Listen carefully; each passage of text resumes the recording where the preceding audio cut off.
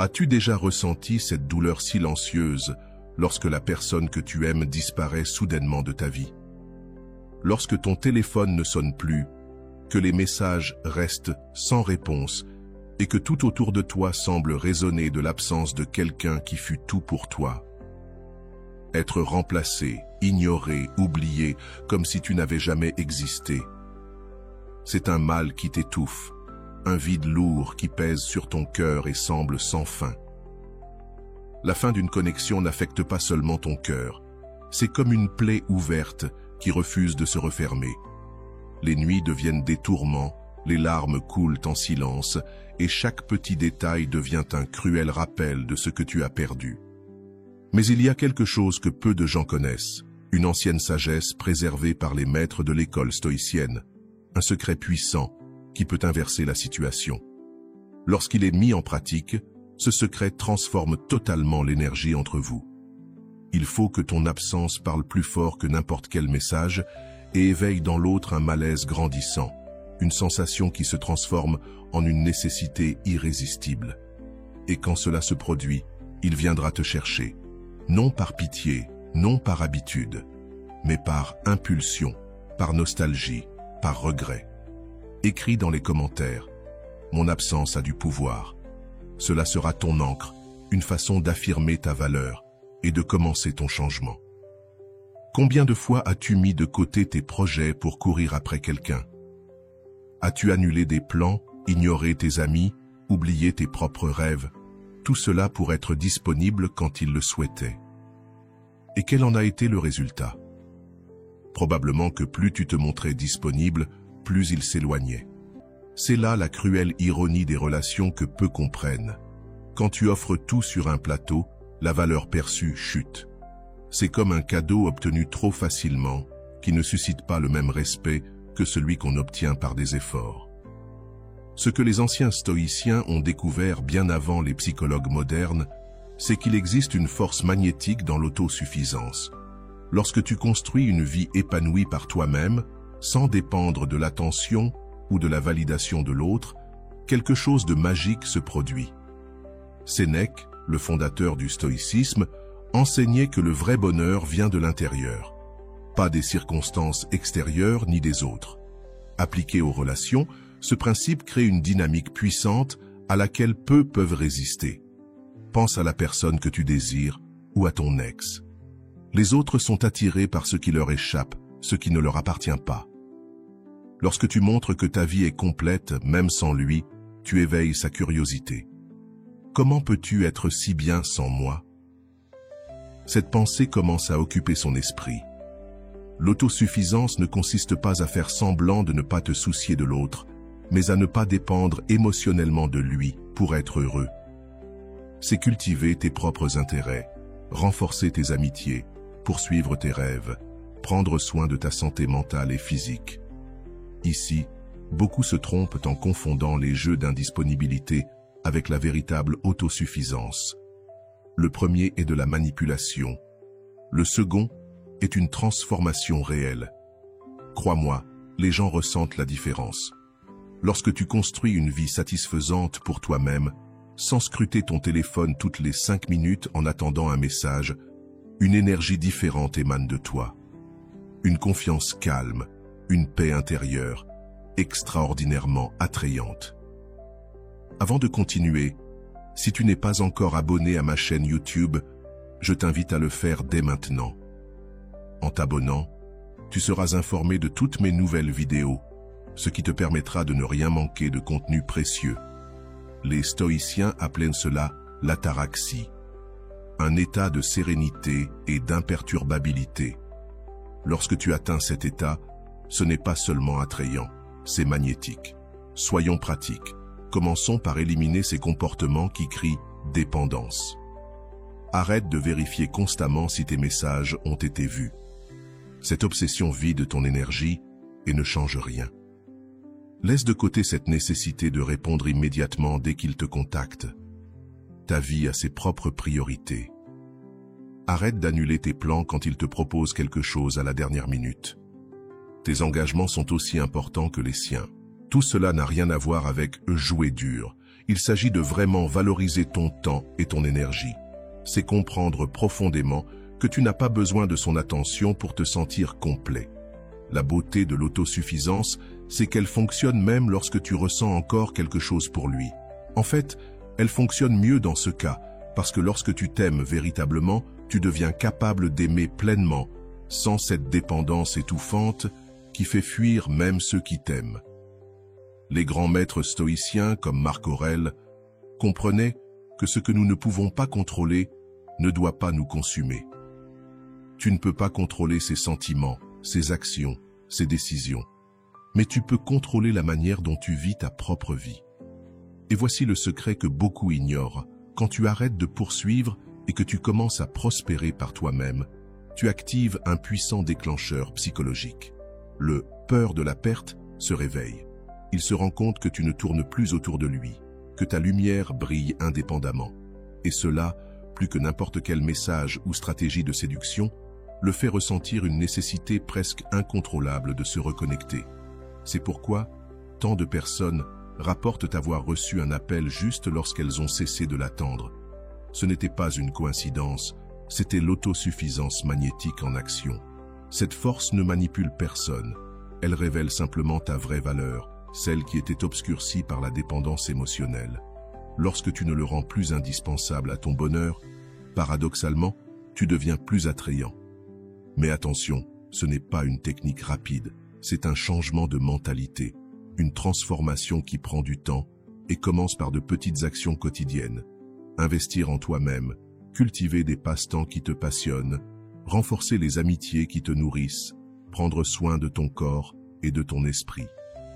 Permets-toi de ressentir la douleur de la séparation ou du rejet, mais ne laisse pas cette douleur définir qui tu es. Les stoïciens nous ont enseigné que nous pouvons ressentir sans être contrôlés par nos émotions. Et peut-être l'essentiel, ne le fais pas comme une stratégie pour recevoir cet appel. Fais-le parce que tu mérites une vie pleine, indépendamment de toute relation. La véritable autosuffisance n'est pas un moyen d'arriver à une fin, c'est la fin elle-même. Quand tu incarnes véritablement ce principe, quelque chose de fascinant se passe. Tu deviens tellement complète, tellement radieuse dans ton indépendance émotionnelle, qu'il ne pourra pas rester éloigné longtemps. Et lorsque le téléphone sonnera, tu répondras d'un endroit différent, non pas par nécessité, mais par abondance. L'autosuffisance magnétique est ton super pouvoir caché. Utilise-le sagement et observe comment il transforme non seulement tes relations, mais toute ta vie. As-tu déjà remarqué que les choses que nous désirons le plus dans la vie sont précisément celles qui échappent à notre contrôle? Tandis que tu passes des heures à regarder ton téléphone, espérant une notification de lui, d'autres continuent de vivre sans se soucier de recevoir ou non un message. Et devine qui reçoit généralement plus d'attention? C'est une vérité inconfortable que nous préférerions ignorer. Plus nous nous accrochons, moins nous devenons attrayants. L'attachement désespéré envoie un signal clair d'insécurité et c'est un véritable repoussoir pour toute relation. Les philosophes stoïciens l'ont compris il y a des millénaires. Épictète, un ancien esclave devenu l'un des plus grands penseurs du stoïcisme, disait « Ne cherche pas à faire en sorte que les choses arrivent comme tu le souhaites, mais souhaite qu'elles arrivent comme elles arrivent réellement, et ta vie suivra un cours doux. » Ce principe de détachement ne signifie pas être froid ou indifférent.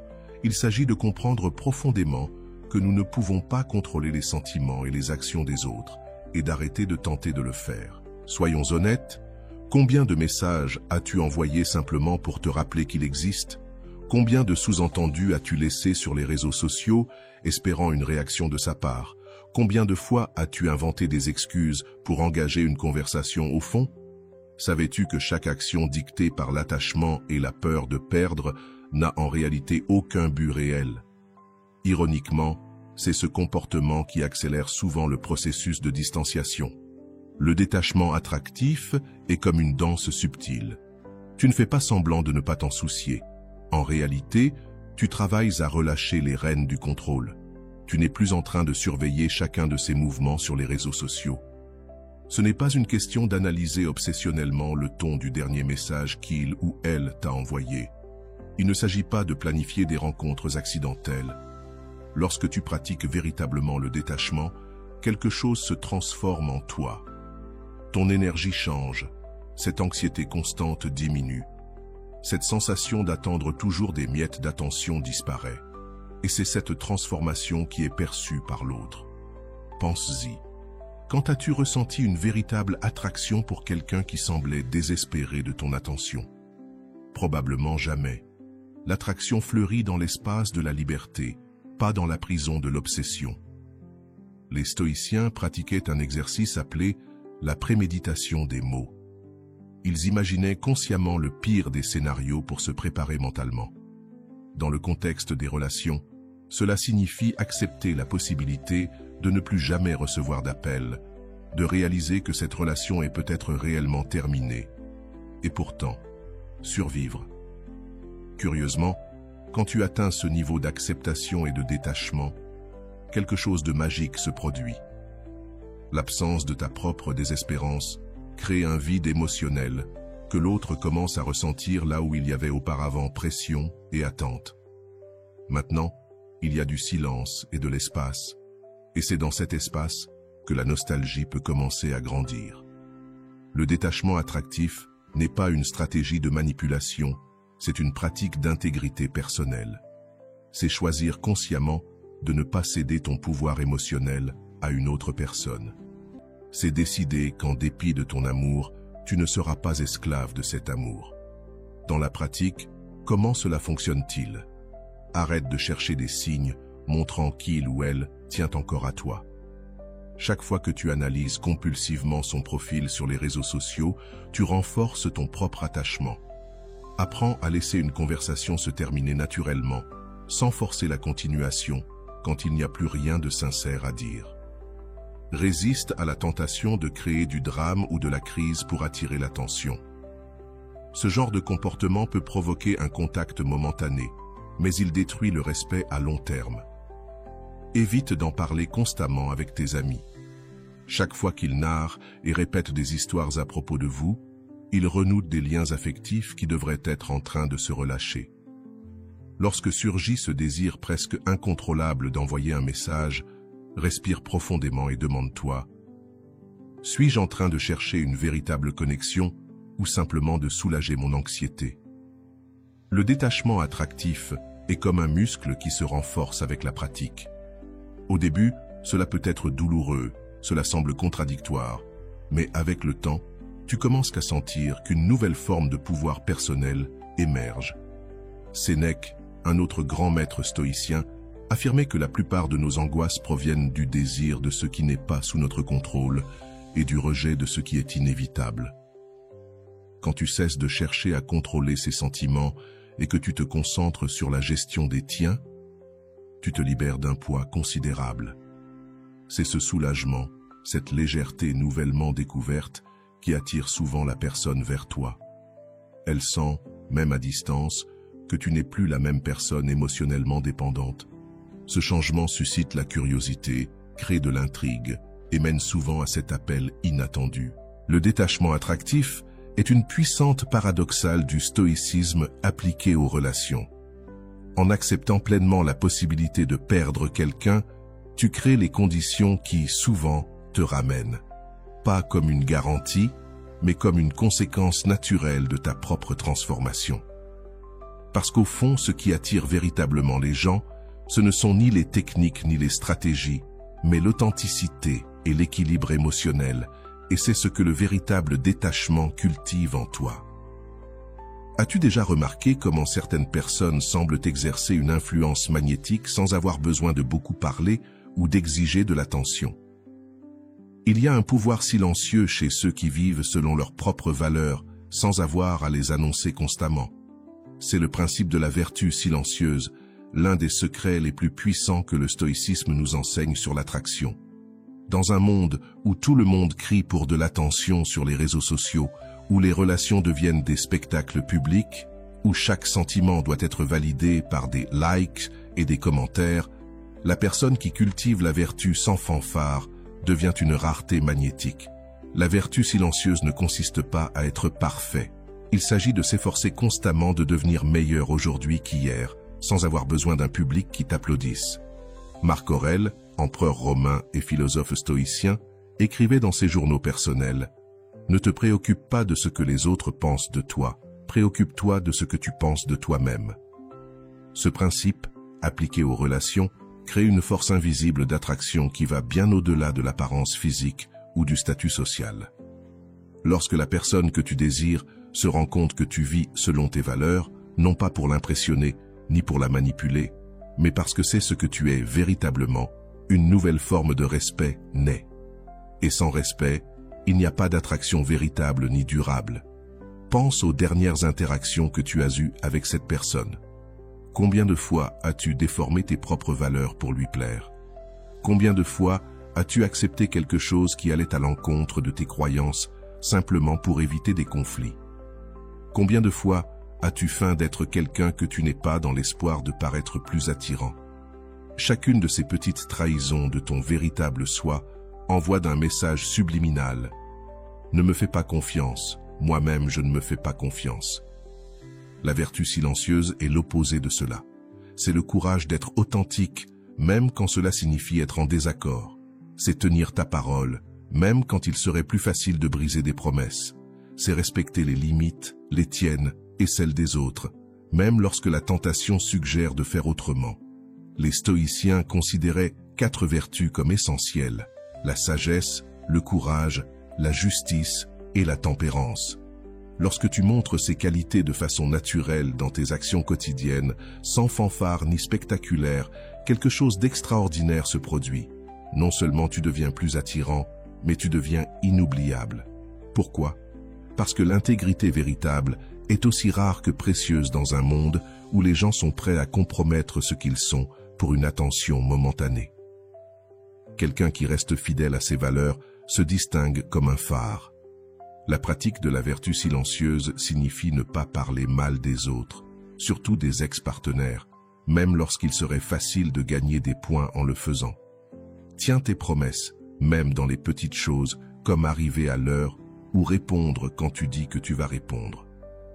Traite avec dignité ceux qui ne peuvent rien t'offrir en retour, serveurs, assistants, chauffeurs.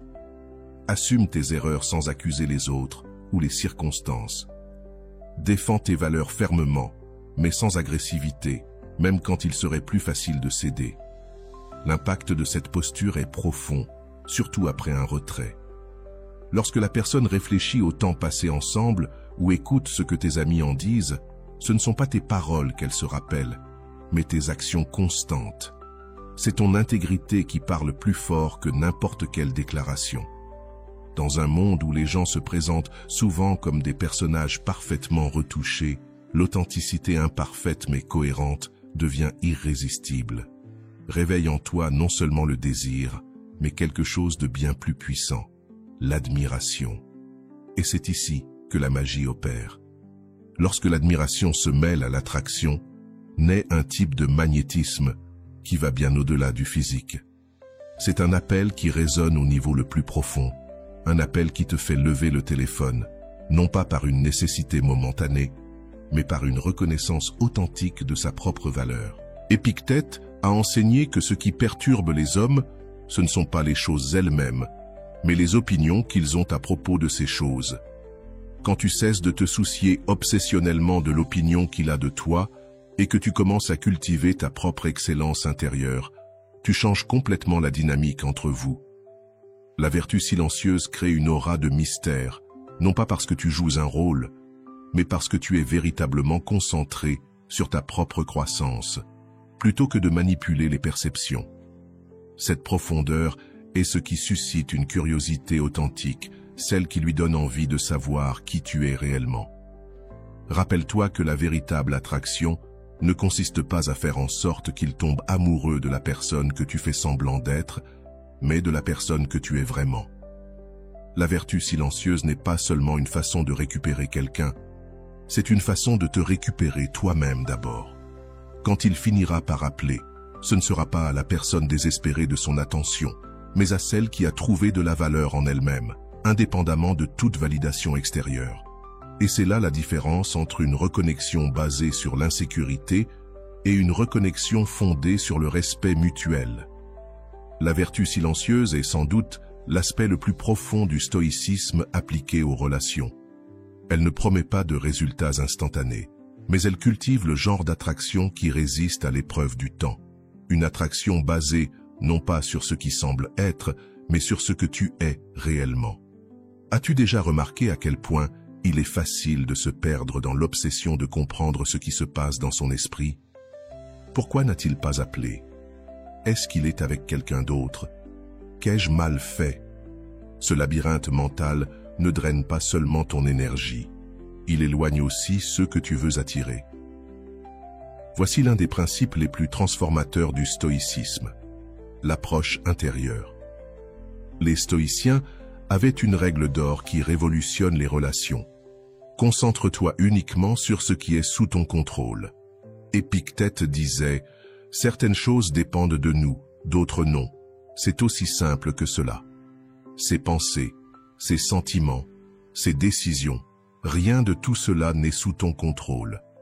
Ce que tu contrôles, c'est ta propre pensée, tes valeurs, tes actions.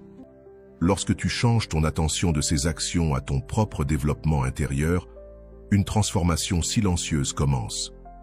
Plutôt que de perdre des heures à analyser pourquoi il n'a pas répondu, tu diriges cette énergie vers le développement de qualités qui inspirent naturellement l'admiration.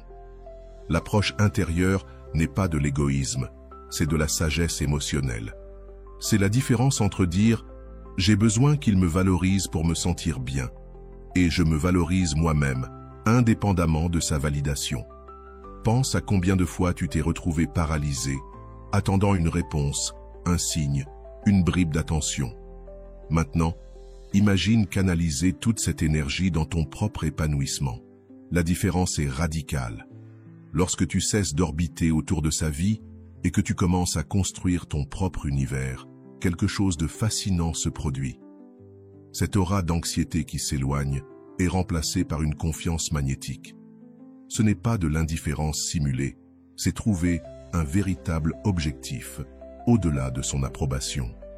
L'approche intérieure consiste à identifier des objectifs personnels qui ne dépendent pas des relations. Quel rêve as-tu mis de côté en l'attendant?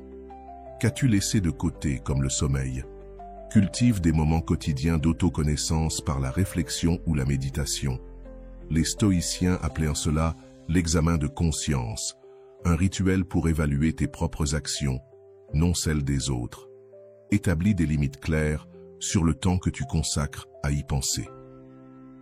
Lorsque tu remarques que tu entres dans un cycle obsessionnel, redirige consciemment ton attention. Investis du temps dans des apprentissages qui élargissent ton esprit et tes compétences, créant ainsi une véritable sensation de progrès personnel. Développe une relation saine avec ta solitude, la transformant d'un vide douloureux en un espace de croissance et d'auto-découverte. L'approche intérieure crée un effet paradoxal. Plus tu dépends de sa présence pour ton bien-être, plus tu deviens naturellement attrayant.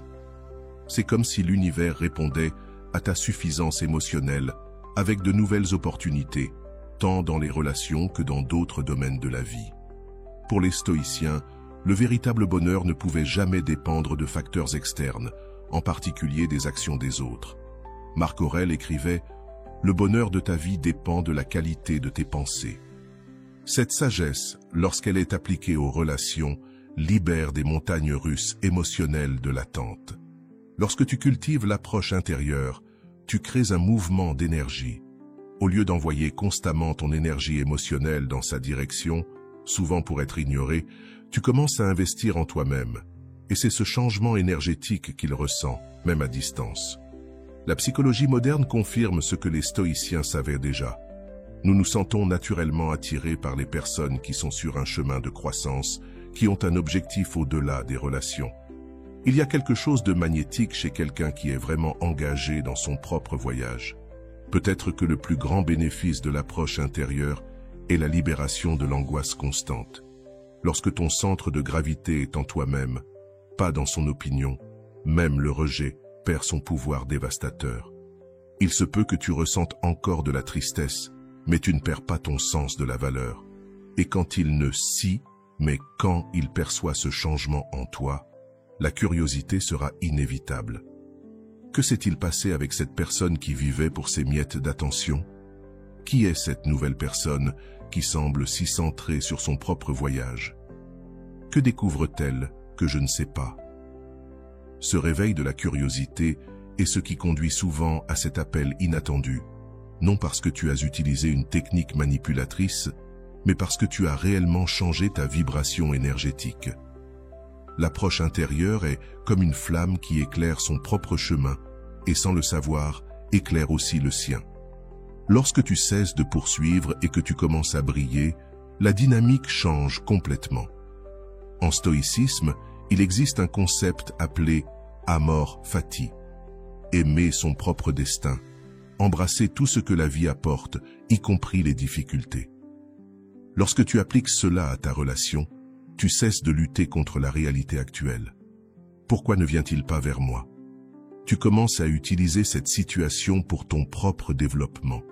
L'approche intérieure ne garantit pas qu'il reviendra, mais elle garantit quelque chose de bien plus précieux que, indépendamment de ce qu'il fait, tu seras en train de construire une vie qui mérite d'être vécue. Et paradoxalement, c'est cette garantie qui crée souvent les conditions pour cette connexion que tu désires tant. Parce qu'à la fin de la journée, quand il appelle, ce n'est pas pour ce que tu as fait pour le manipuler, mais pour ce que tu es devenu pendant qu'il ne l'était pas. As-tu déjà lutté désespérément contre une réalité que tu ne pouvais pas changer?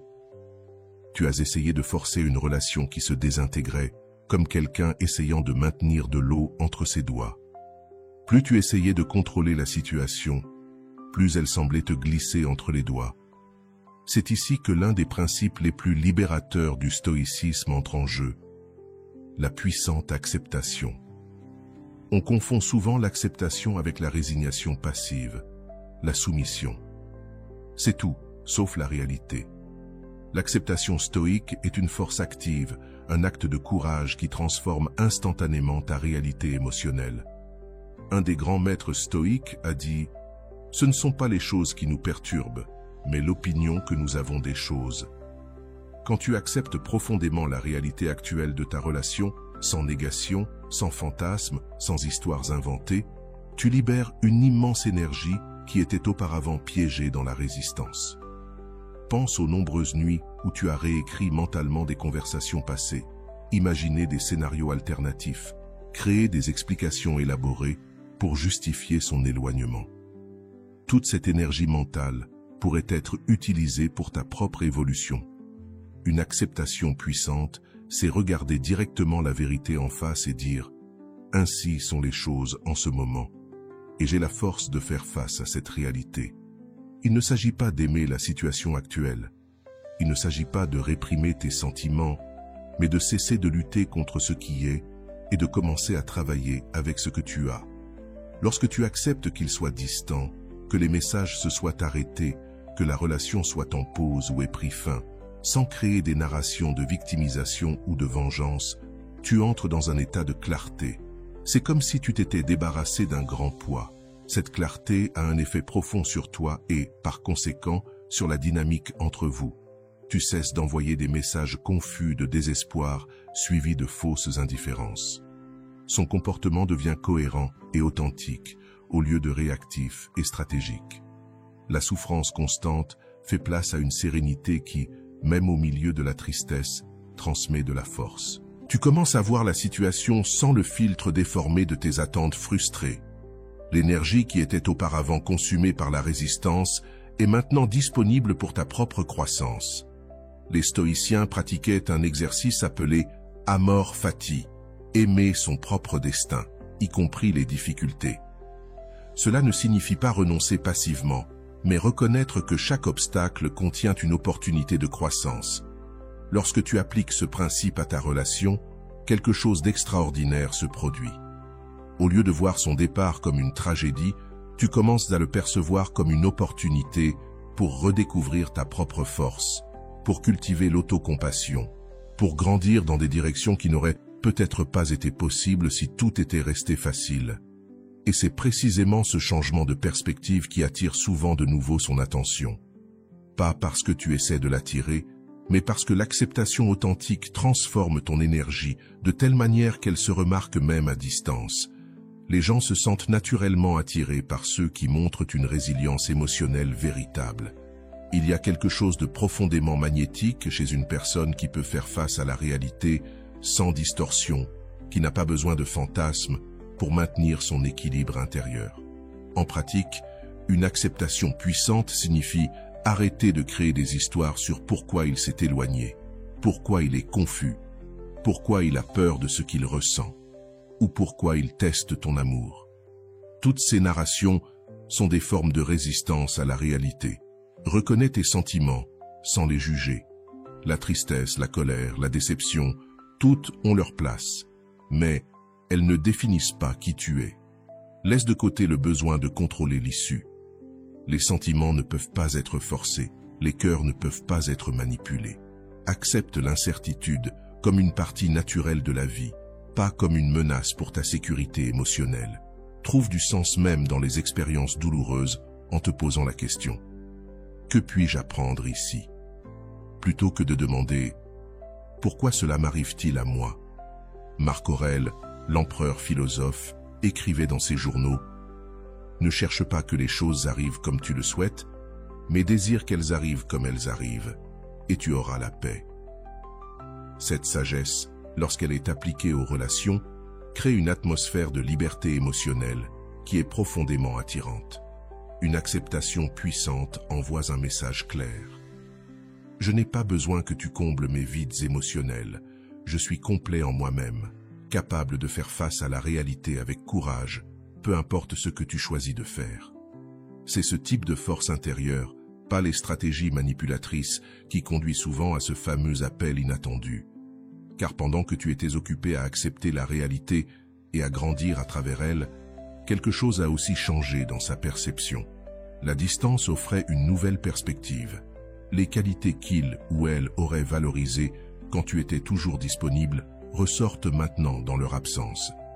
La personne dépendante émotionnellement a été remplacée par quelqu'un qui a trouvé de la force dans l'acceptation. Voici le plus grand paradoxe du stoïcisme appliqué aux relations. En acceptant complètement la possibilité qu'ils ne reviennent jamais, tu crées les conditions énergétiques qui souvent le ramènent, non pas comme une garantie, mais comme une conséquence naturelle de ta propre transformation intérieure. L'acceptation puissante est le début d'un nouveau voyage, pas vers lui ou elle, mais vers toi-même. Et c'est ce voyage, plus que toute autre chose, qui peut raviver en lui ce désir irrésistible de se reconnecter. Les citations, chaque regard vers l'écran, sont une déclaration non verbale que quelque chose ou quelqu'un d'autre mérite ton attention.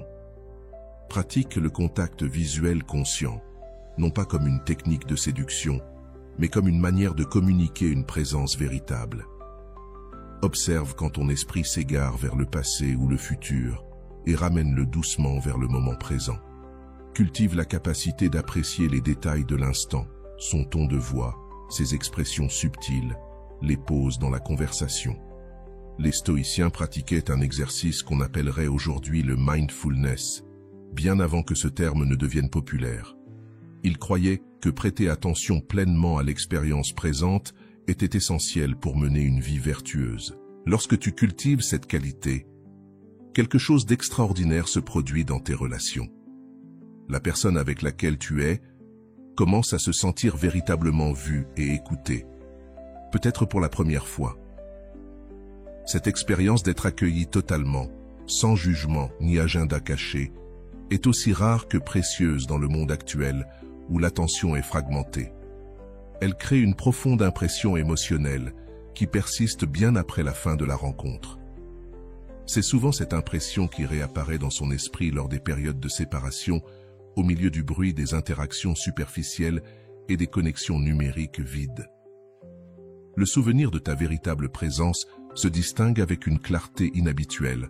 Marc Aurèle a écrit « Ne laisse pas l'avenir te perturber, tu l'affronteras avec la même arme de la raison que tu utilises aujourd'hui contre le présent. » Cette sagesse nous rappelle que notre capacité à être présent ne dépend pas des circonstances extérieures, mais de notre discipline intérieure. La véritable présence possède un pouvoir transformateur, car elle transmet de l'authenticité sans mots. Ce n'est pas quelque chose que l'on prétend. Soit tu es présent, soit tu ne l'es pas. Et cette authenticité est précisément ce qui fait défaut dans tant de relations modernes, à une époque où la multitâche et les distractions sont omniprésentes. La capacité d'offrir une présence complète est devenue l'une des façons les plus puissantes de démontrer sa valeur. Pas la valeur superficielle, fondée sur l'apparence ou le statut, mais la valeur profonde qui émerge de la connexion humaine authentique. Quand toi et cette personne spéciale vous êtes séparés, il est possible que tu manques de nombreuses choses, sa beauté, son sourire, son sens de l'humour. Mais ce qui résonne souvent le plus profondément, c'est le désir de retrouver ces rares moments de connexion authentique, quand vous étiez réellement présents l'un pour l'autre. Ce désir, non pas pour des traits superficiels, mais pour la qualité unique de sa présence, est ce qui inspire souvent cette connexion inattendue. Pas parce que tu as mis en œuvre une stratégie élaborée, mais parce que tu as offert quelque chose de véritablement précieux, ton attention pleine et entière. La véritable présence est comme un aimant émotionnel. Elle crée un champ d'énergie qui attire naturellement les gens, non pas par manipulation, mais en satisfaisant l'un des besoins humains les plus fondamentaux, être vu et entendu réellement. Curieusement, la capacité d'offrir une vraie présence se renforce durant les périodes de séparation. Quand tu apprends à être pleinement présent avec toi-même, en observant tes pensées sans jugement, en ressentant tes émotions sans résistance, tu développes un muscle mental qui s'étend naturellement à tes relations. La prochaine fois que vous vous retrouverez, que ce soit en personne ou par téléphone, cette présence renforcée se remarquera immédiatement. Pas comme une technique que tu appliques, mais comme une qualité que tu as intégrée. Et cette qualité, plus que n'importe quel mot que tu puisses dire ou message que tu puisses envoyer, est ce qui peut éveiller chez l'autre ce besoin irrésistible de se reconnecter. Combien de fois la peur t'a-t-elle empêché d'être sincère dans une relation? Peur de paraître trop vulnérable, peur de montrer ce que tu ressens vraiment, peur de poser des limites et de les perdre, peur d'être toi-même sans filtre ni stratégie. C'est peut-être le plus grand saboteur des relations profondes. Et c'est ici que l'un des principes les plus transformateurs du stoïcisme entre en jeu, le courage admirable. Pour les philosophes stoïciens, le courage n'était pas l'absence de peur, mais la capacité d'agir en accord avec ses valeurs, malgré la peur.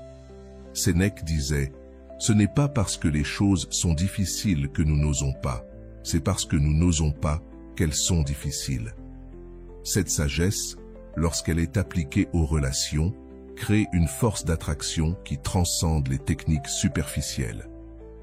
Le courage admirable se manifeste de diverses manières dans les relations. Le courage d'être authentiquement soi-même, même si cela signifie montrer des imperfections. Le courage d'exprimer des sentiments sincères sans jeu manipulateur. Le courage d'établir des limites saines, même au risque de déplaire. Le courage de donner de l'espace quand c'est nécessaire, sans céder à l'anxiété de l'abandon. Le courage de rester vulnérable même après les déceptions. Pense aux interactions que tu as eues avec cette personne spéciale. Combien de fois as-tu caché ta vérité par peur de l'éloigner? Combien de fois as-tu toléré des comportements qui blessaient ton âme par peur d'être seul? Combien de fois t'es-tu diminué pour t'ajuster à ses attentes?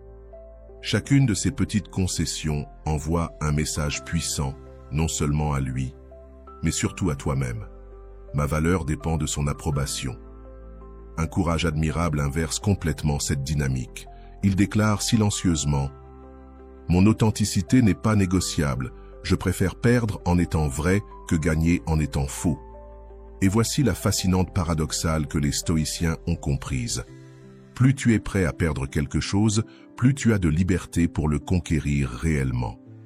Épictète, qui naquit esclave et devint l'un des plus grands philosophes stoïciens, enseigna « Je suis devenu libre quand j'ai compris que ma liberté ne dépend pas des autres, mais de moi. » Cette compréhension, lorsqu'elle est appliquée aux relations, transforme complètement ta posture émotionnelle. Tu n'es plus un être dépendant de l'approbation de l'autre, tu récupères ton pouvoir. Et ce changement se remarque immédiatement, non seulement pour toi, mais aussi pour tous ceux qui t'entourent, y compris cette personne. Le courage authentique n'a pas à voir avec la confrontation inutile ou l'honnêteté brutale. Il s'agit d'une intégrité silencieuse qui refuse de compromettre ce qui est essentiel. Il s'agit de la volonté d'affronter le malaise émotionnel pour quelque chose de plus grand, ta propre vérité. En pratique, cultiver un courage admirable signifie exprimer tes véritables sentiments avec clarté et calme, sans manipulation émotionnelle ni sous-entendu. Reconnaître et respecter tes propres limites, les communiquer avec fermeté mais sans agressivité. Se montrer vulnérable quand c'est approprié, partager ses peurs et insécurités sans en faire des armes ou des boucliers. Assumer la responsabilité de ses propres erreurs, sans justifications excessives, ni auto-flagellation dramatique.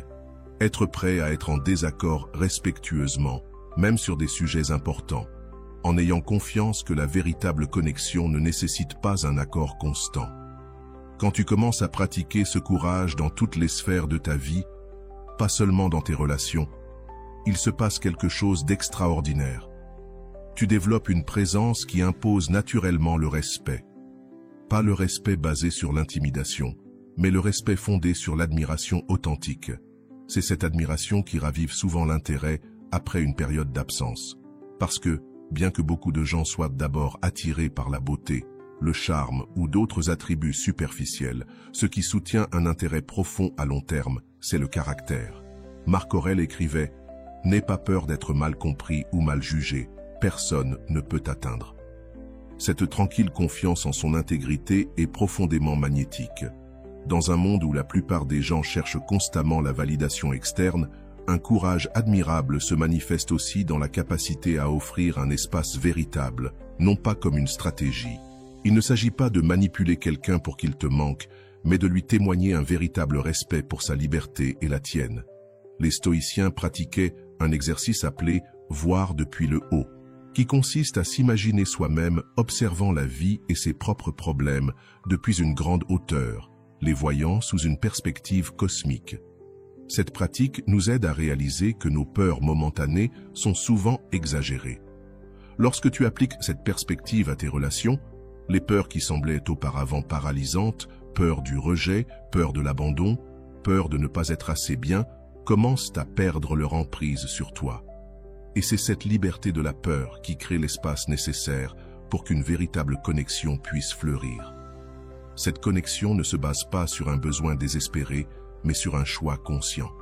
Le courage, tel un phare dans la tempête émotionnelle qui accompagne souvent les relations complexes, guide non seulement l'autre personne, mais principalement toi-même, de retour vers ce qui compte réellement. Lorsque tu répondras enfin, ce ne sera pas à quelqu'un qui s'est diminué pour te plaire, mais à quelqu'un dont le courage a éveillé une admiration sincère, quelqu'un que tu respectes non seulement pour ses qualités superficielles, mais aussi pour sa force de caractère. Ce type d'attraction, fondée non sur des techniques, mais sur une véritable transformation, a le potentiel de créer non seulement une reconnexion momentanée, mais une relation basée sur le respect mutuel. Un courage admirable nous rappelle que parfois, le chemin le plus court pour récupérer quelqu'un est d'être prêt à le perdre pour la vérité. Ce n'est pas une menace ou un ultimatum, mais une conséquence naturelle de l'honorer pleinement. As-tu déjà remarqué comment certaines personnes semblent naviguer dans les relations avec une habileté presque surnaturelle? Elles ne sont pas nécessairement les plus belles ou les plus charismatiques, mais elles possèdent quelque chose de plus précieux, la sagesse relationnelle. Cette sagesse est l'aboutissement de tous les principes stoïciens dont nous avons parlé. C'est la capacité de comprendre profondément la nature humaine, y compris la tienne. La sagesse relationnelle est comme un sixième sens qui te permet de voir au-delà des apparences, au-delà des jeux émotionnels, au-delà des réactions impulsives. Les stoïciens la considéraient comme la vertu suprême, la capacité de discerner ce qui compte vraiment dans chaque situation. Marc Aurèle écrivait « Tu as le pouvoir sur ton esprit, pas sur les événements extérieurs. Prends-en conscience et tu trouveras des forces. » Cette perception, lorsqu'elle est appliquée aux relations, transforme totalement ton approche. La sagesse relationnelle commence par un autocontrôle honnête, non celui des tests de personnalité superficielle, mais celui qui provient de l'observation de tes propres schémas, de tes déclencheurs émotionnels et de tes besoins non exprimés. Pense à combien de conflits ont commencé parce que tu as réagi à partir de vieilles blessures et non de ce qui se passait réellement à ce moment-là. Combien de fois as-tu projeté tes peurs du passé sur des situations présentes? Combien de fois as-tu confondu l'intensité émotionnelle avec l'amour véritable? La sagesse relationnelle te permet de distinguer l'attraction sincère de la dépendance émotionnelle, l'amour authentique de l'attachement anxieux, le respect réel de la manipulation subtile. En pratique, cultiver cette sagesse signifie reconnaître tes propres schémas d'attachement, qu'il s'agisse de t'accrocher quand tu te sens en insécurité ou de t'éloigner lorsque l'intimité augmente. Comprendre la différence entre l'amour et le besoin est essentiel.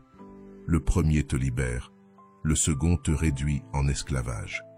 Il faut savoir identifier les relations qui nourrissent la meilleure version de toi-même par rapport à celles qui alimentent tes pires impulsions. Apprendre à lire les besoins non verbalisés des autres sans assumer la responsabilité de les satisfaire tous. Savoir quand parler et quand se taire, quand agir et quand observer, quand persister et quand lâcher prise. Épictète enseignait « D'abord, dis-toi ce que tu veux être, puis fais ce que tu dois faire. » Cette clarté d'intention est essentielle dans les relations. Veux-tu être quelqu'un qui aime avec liberté ou quelqu'un qui est piégé dans la dépendance émotionnelle? Quelqu'un qui choisit consciemment ou quelqu'un qui réagit par peur? La sagesse relationnelle te permet de voir au-delà de tes comportements immédiats.